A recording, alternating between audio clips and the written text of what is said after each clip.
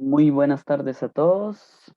Son las 3:37 hora Bogotá, es decir, 4:38 hora en Nueva York.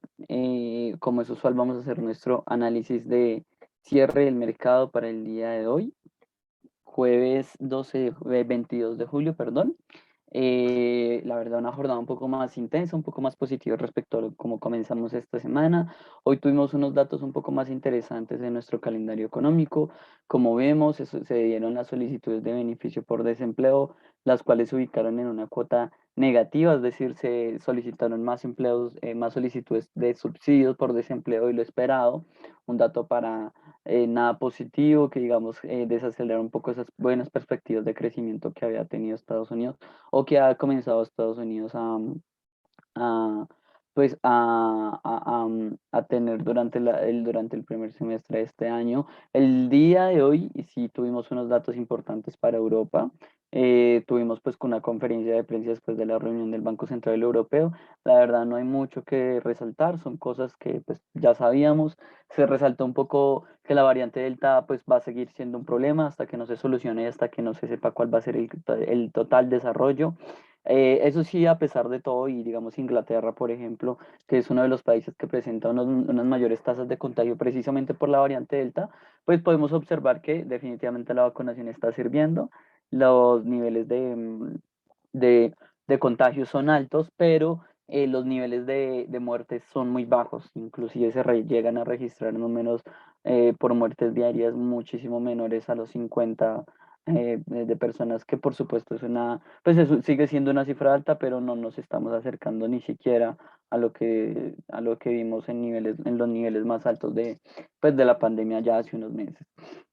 Pues bueno, en relación a Europa, pues como les digo, se nombró respecto a la variante Delta, que sigue siendo un problema. Los problemas de suministro aún siguen sin resolverse. Por ejemplo, lo que está sucediendo con la crisis de oferta de semiconductores bastante grave, pero pues digamos que ya son temas que ya lo sabíamos. También se mencionó que la inflación probablemente va a subir, pero que va a ser de carácter transitorio. Aún seguimos con el mismo argumento en Europa, que pues en Estados Unidos ya habíamos visto.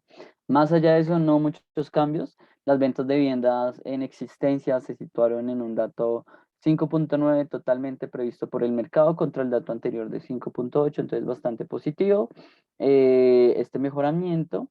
eh, Frente al índice, perdón, el índice de fabricación de KCF, de KC, perdón, de la Fed en julio, se ubicó en 41, una cuota bastante por encima de lo que se tenía pensado y del dato anterior.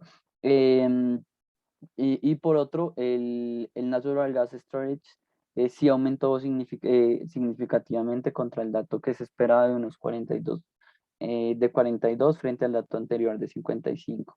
Noticias específicamente para las materias primas, que ya vamos a ver cómo reaccionaron, perdón, y más allá de eso no tuvimos datos importantes. Definitivamente lo más importante de la reunión son las malas perspectivas que deja las solicitudes por beneficios de desempleo y los reiterados mensajes de parte de la Unión del Banco Central Europeo.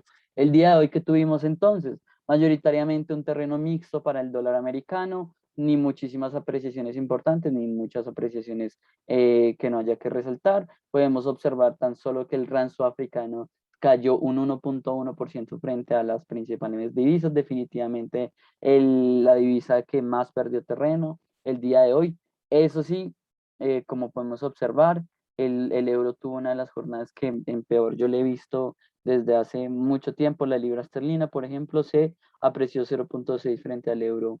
Una jornada bastante negativa para el euro el día de hoy, sobre todo pues un panorama un poco negativo respecto a las perspectivas de crecimiento, pero eso no le quitó terreno a la renta variable en Europa, como vemos el día de hoy, que se juntó con el positivismo que vimos en el resto de índices accionarios el día de hoy. También una muy buena jornada para la libra esterlina. En general, yo pensaría que es la divisa que mejor le fue el día de hoy junto con el dólar australiano. El dólar canadiense, por su parte, actuó en un terreno muy mixto, pese a un repunte precios del petróleo. El yen japonés, el neozelandés y el peso mexicano se ubicaron en terrenos, la verdad, bastante poco volátiles, muy estables el día de hoy estas divisas. Entonces, para resumir, el gran perdedor de hoy es el euro junto con el rand sudafricano, terreno mixto para el dólar americano y una muy buena jornada el día de hoy para la libra esterlina. Si nos fijamos en la renta variable, lo que tenemos es mayoritariamente un escenario positivo, recalcando casi un 1% de ganancia para el Nasdaq el día de hoy.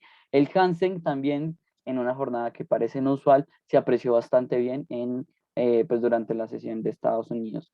En general, bastantes resultados positivos para la renta variable y resaltar pues que el Hansen durante la sesión de Estados Unidos casi se apreció un 2%, muy cerca de ese rango. Para las materias primas, como les menciono, el oro y la plata, les mencioné acerca del petróleo Brent, del WTI, se apreciaron el día de hoy un 2%, mayoritariamente el WTI tuvo un pequeño ligero, apreciándose un 2,13%, pero un terreno bastante positivo que no fue aprovechado por el petróleo, el dólar canadiense el día de hoy. A pesar de eso, y a pesar de que estamos en un terreno positivo en general, que es lo que estamos observando, el oro y la plata como activos refugios se apreciaron bastante bien. El oro ya acumula una variación mensual del 1%, pero aún le falta un terreno realmente alto para recuperar y para tener una variación por lo menos anual positiva, que es lo que se espera en los mercados.